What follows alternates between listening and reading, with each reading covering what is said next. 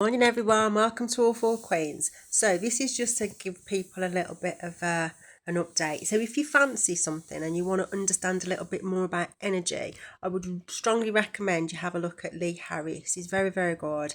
And I was watching him yesterday and I just want to touch on something that he said, obviously in relation to where we are in the world and all the energy and things that are happening. And obviously, it does affect certain signs and certain vessels differently, and we need to be mindful of that.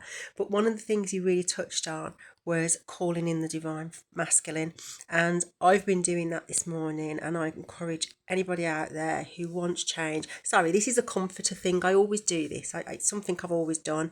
If I thoroughly encourage people to call in the divine masculine energy, because the divine masculine energy is obviously what we all need, and I pray for it every day in my prayers anyway, that these divine masculine energy is not just about a man. It can be a woman as well, but we automatically assume it's a man, but obviously we all carry male and female. But the divine masculine, for me personally, I think the divine masculine is male. And that's just my personal opinion. I'm not saying that as feminine we don't carry the masculine energy. Of course we do, but in this particular instance, I believe that the divine masculine that the world needs is male. And why do I say that? I say that because I think there's been a lot of masculines who have been suppressed, oppressed, had a lot of probably spell work put over them, witchcraft, gave them a lot of confusion in who they are and what they are, and basically someone took away their free will and their power and their masculinity to some extent, and some of the things they may have got involved in that potentially they probably wouldn't have done had they have not been under so much Jezebelian spell work, I would say. And why do I say that? From my own perspective, as soon as I moved away from certain things, when I was pulled away, because I was left, pretty much on my knees, on my own, everyone just abandoned me. And that's not an abandonment wound, because I've sorted that out. God picked me up, and the ancestors picked me up, and the archangels picked me up, and they healed me. And it was the right time. I needed to be away from people that no longer served me, but was not actually helping me either. And in the words of Tupac, they were be around people who want more for you, not from you. And sometimes it's those closest to you that you have to recognise. As much as you keep trying, you have to meet. I had a coach, and she said you have to meet people where they're at, and I do. And I respect where they're at, but they just never respected my want to grow and to be with God and to do the things that I wanted to do. So God pulled me away, and the ancestors did, and I'm grateful for that. So why do I talk about divine masculine? So the divine masculine for me, and for what Lee said, is the divine masculine energy protects, supports, brings balance, brings empowerment, brings respect. And obviously we could do with a lot more of these divine masculine energies in families, couldn't we?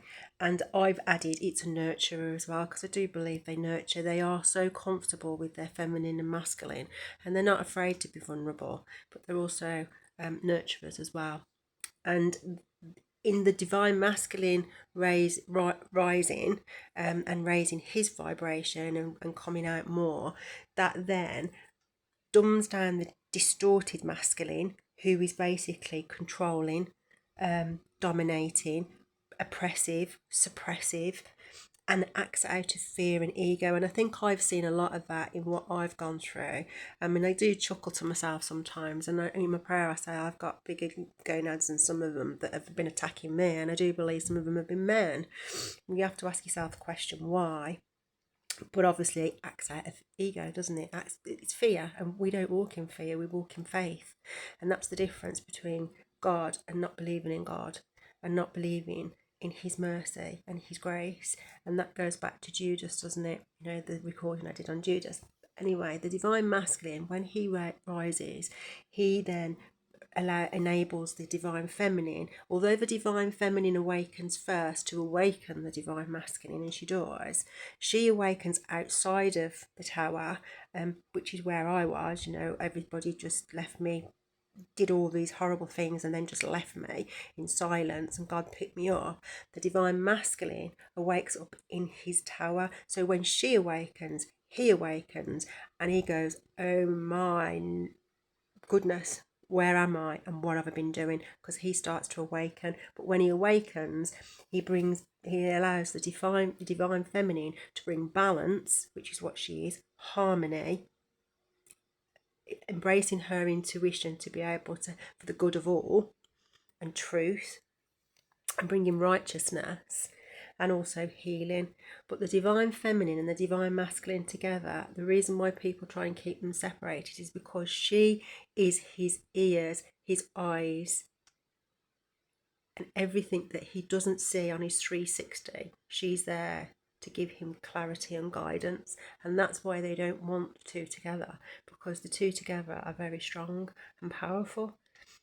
He's got the power within him to drive things forward because he's action focused, and she's got the power to see things that he can't see and see through people that he can't see, and that keeps him balanced, and that's why they don't want them together. So I hope that makes sense. So for me, if you're on this spiritual journey and you really want change and you really want us to move forward out of this old energy and into some positive new, I put something on here this morning on one of my little flyers, and I said we can break down barriers together, and I do believe we can. So when in your prayers, pray for me, intercede for me as I do for you, and also call in the divine masculine energy, because we all need the divine masculine energy and we all need the divine masculine to heal. And I pray for mine, and I hope you pray for yours. And I'll see you on the next one. Sounds very deep and very what, but it's all energy, and I think we're all desperate for a change now. We've all been through so much, and I'm grateful that God, the universe, the ancestors, the higher beings, the archangels have all stepped in and are now interceding, divine judgment, divine timing, and divine intervention. And I'm glad, because I think we all need change, and there are young children in the world that have been totally misled and they're disillusioned, and we just need some structure and some balance and some harmony and some peace and also the ability to live in freedom, freedom, and have choice and opportunities for all. So hopefully we'll get there. And so sending you much love, much healing, and I'll catch you on the next one. See you later. Bye.